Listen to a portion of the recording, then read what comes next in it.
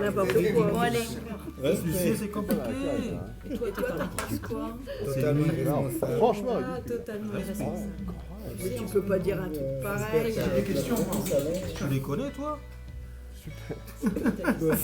ah si, moi aussi j'ai entendu ça, si. J'ai effectivement vécu le premier confinement à Paris et je l'ai vécu d'une manière traumatisante, comme une sidération. C'était très difficile au début. En plus, ma ville a complètement changé, c'est-à-dire qu'elle s'est fermée, on avait peur les uns des autres, on s'éloignait les uns des autres. Les théâtres, les cinémas, la ville était fermée et moi je suis parisienne d'origine et très parisienne. Et j'ai eu une grande tristesse de voir ma ville dans cet état-là. Il y a quelque chose aussi dont je me suis rendu compte pendant ce premier confinement, c'est qu'en moi s'installait une peur inconsciente, avec des réactions liées à cette peur, du genre bousculer quelqu'un et faire un saut sur le côté, etc., qui m'a vraiment pas plu. Et donc, ça a été très difficile pour moi ce premier confinement, et comme j'ai la chance d'avoir une maison à Tonneins, ici dans le Lot-et-Garonne, je n'avais qu'une envie, c'est de venir ici. Et c'est ce que j'ai fait dès que j'ai pu.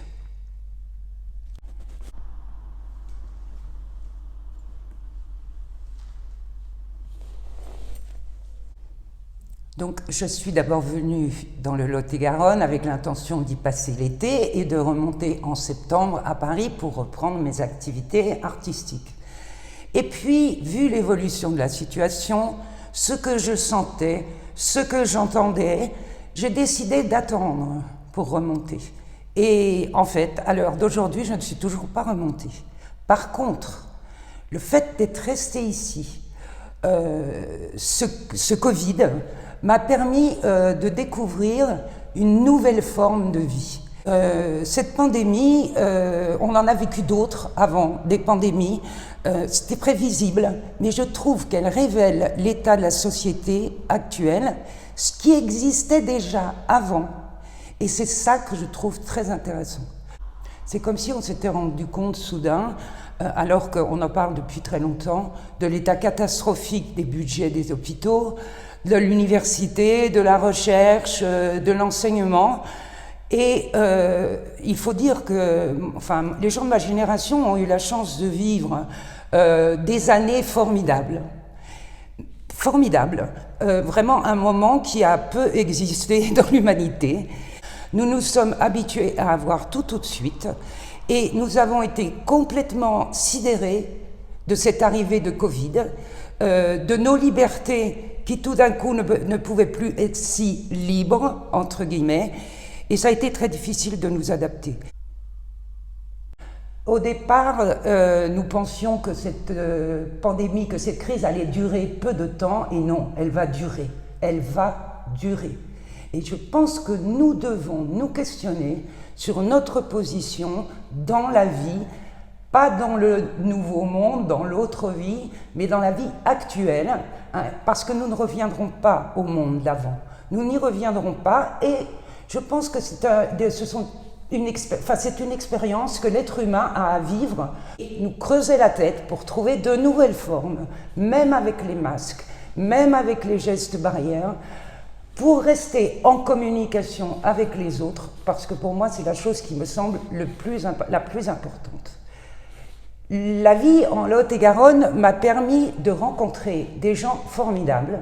C'est une chose que j'aurais jamais imaginé de rester un an entièrement ici, et maintenant j'ai plus envie de partir.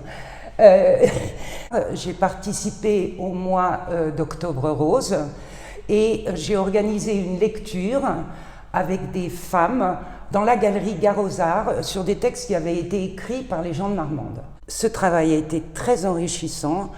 Et après la représentation, on pouvait encore faire des représentations avec peu de monde et masqué. Le groupe a décidé de souhaitait continuer ce travail de lecture, qui est aussi un travail théâtral, parce que c'est pas juste de la lecture comme ça, c'est de la lecture jouée. Et pas de chance, nouveau confinement.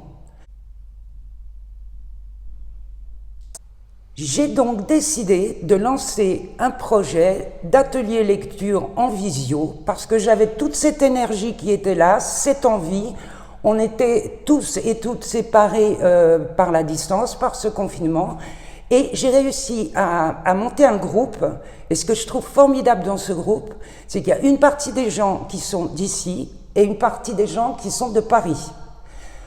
Donc, depuis le mois de novembre, nous travaillons sur un texte qui s'appelle « Il marche » de Christian Rullier, qui est un texte assez formidable parce que dans cette période où justement on marche, enfin soyons en marche, etc., et où on ne marche plus, ce texte est tout à fait adapté. En plus, la marche, c'est la vie. Et il y a une énergie, ils évoluent au niveau du travail, et il y a une joie de partage qui est extraordinaire.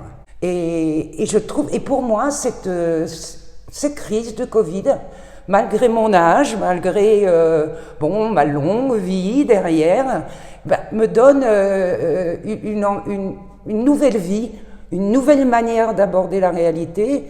Et je pense que c'est ça qu'il faut qu'on mette en place.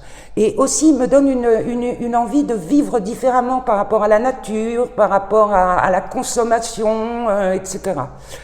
Et je pense qu'il faudrait qu'on retrouve un peu de modestie, parce que cette pandémie, peut-être, elle nous dit aussi que la Terre nous parle, que nous sommes des petits grains de sable sur cette Terre-là. Alors Catherine, c'est toi qui as choisi l'endroit où tu as souhaité t'asseoir dans la galerie et justement à côté de ce tableau en particulier. Donc tu vas nous en dire plus. Alors c'est une toile qui me plaît énormément et qui me parle beaucoup et qui, je trouve, représente ma posture actuellement. Une posture de réflexion avec une échelle qui monte vers le ciel.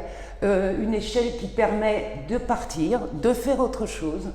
C'est vrai que la période actuelle est aussi une période de réflexion, une période d'attente, mais qui ouvre vers autre chose. Et j'aime beaucoup l'atmosphère calme, calme, tranquille qu'il y a sur ce tableau, et en même temps, dans les yeux de cette femme, très concentrée. Je pense que nous devons nous concentrer pour voir comment nous allons pouvoir prendre notre place dans ce nouveau monde, ne pas nous faire manipuler. Et ce qui me fait le plus peur, c'est la peur. La peur des autres, la peur de la suite. Nous sommes acteurs, soyons-le dans nos vies. Et retrouvons cette sérénité qu'il y a dans ce tableau et cet espoir. J'espère que les lieux d'art, les galeries, les musées, les théâtres, les cinémas, les concerts vont pouvoir rouvrir très vite et trouver des formes de protection parce que je suis sûre que c'est indispensable à tout le monde. Il faut absolument que les structures trouvent des moyens d'exister et de réouvrir. Et je vois par mon atelier, ça me confirme le bonheur que l'art, la beauté, l'expression, l'imaginaire peut apporter aux personnes en ce moment. J'ai accepté de participer à cette interview parce qu'il me semblait très important d'être dans cette galerie et de participer aux actions originales que cette galerie propose. En plus, je trouve que la chance de faire cette interview dans ces lieux de beauté, c'est quand même formidable actuellement.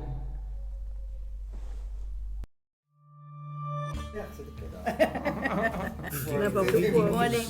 Ouais, Lucie, c'est compliqué. Et toi, t'en penses quoi? Totalement. Franchement, Totalement irresponsable.